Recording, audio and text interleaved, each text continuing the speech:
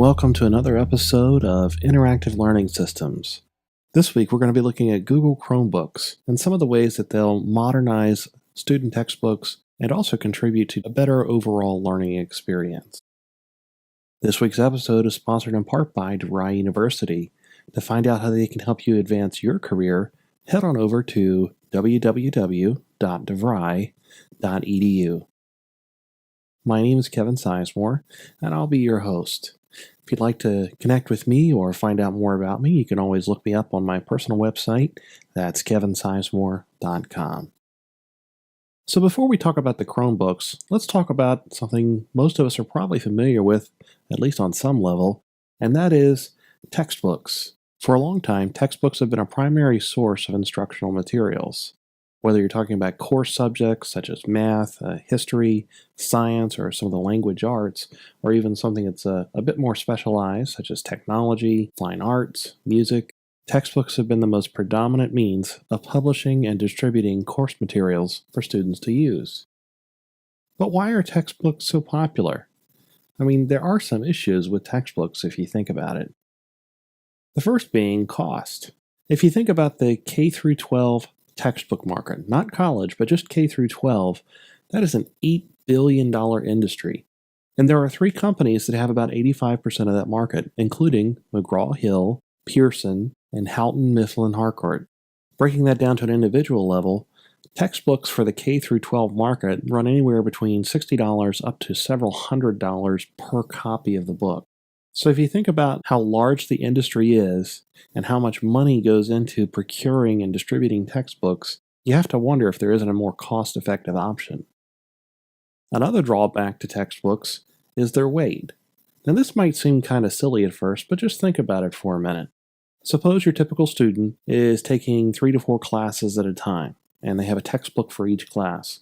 On average, those books are going to weigh in at right under 15.5 pounds.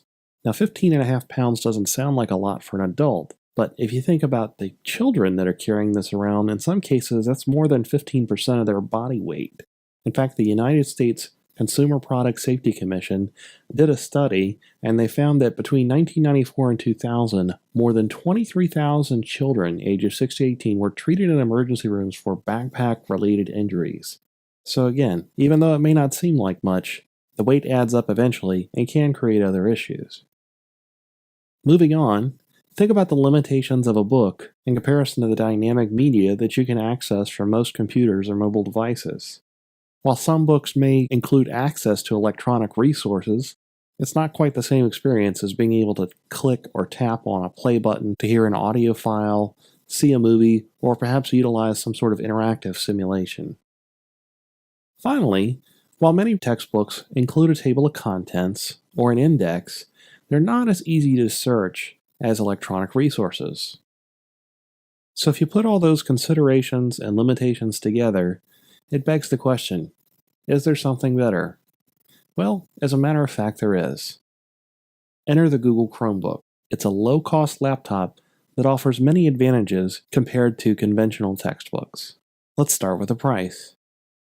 The SEC actually conducted a side-by-side comparison of the overall operating cost of running classes where traditional textbooks were used versus classrooms that use digital textbooks from some type of a computer or mobile device.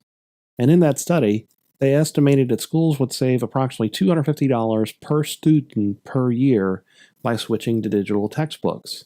Keep in mind that the study took into account the cost of additional internet bandwidth, IT infrastructure, and support associated with the devices used to access digital textbooks. How about the weight of a Chromebook? A Chromebook, depending on the model you get, weighs anywhere between 2 and 4 pounds.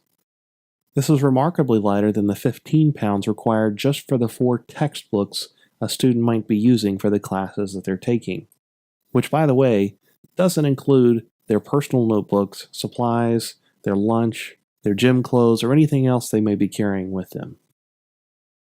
In addition to offering access to digital textbooks, Chromebooks also allow you to access Google's free applications for collaborating and creating content, including Google Docs, Google Sheets, Google Slides, Gmail, and so forth.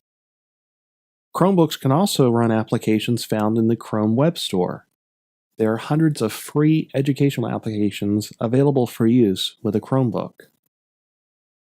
If you can't find a suitable resource in the Chrome Web Store, the Chromebook is ideally suited to leverage educational resources that are available anywhere on the internet. Taken together, Chromebooks not only modernize student textbooks, but they're an ideal tool for assisting students with transitioning to STEM-related college studies or careers in the workplace. Now, I'd imagine some of you are thinking, wait a minute, what about tablets? Specifically, what about the Apple iPad? One of the biggest differentiators between the Apple iPad and the Google Chromebook is the cost of the device. If you look at the cost of a base model device with a full-size screen, not a miniature device, the Apple iPad costs nearly $500, whereas a Chromebook can be obtained for only $250, basically half the cost. Another drawback to the Apple is the fact that it doesn't include a keyboard.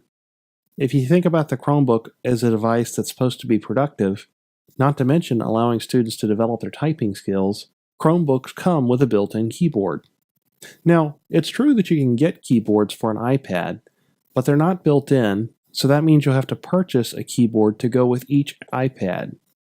Again, from a cost perspective, the Chromebook is a much better value. One final differentiator between the iPad and the Chromebooks are easily shared or transferred from one student to the next, whereas iPads are generally intended to be a single-user device. Switching an iPad from one student to the next can be a clunky process, whereas with a Chromebook, it's very easy for students to sign out and sign in on different devices. From an IT support perspective, this makes it much easier to support a Chromebook than an iPad deployment.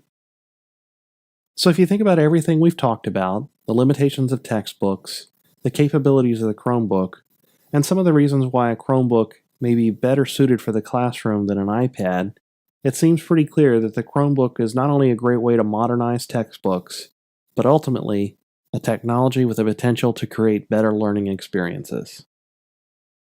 That's all the time we have for this episode. We'll see you next time.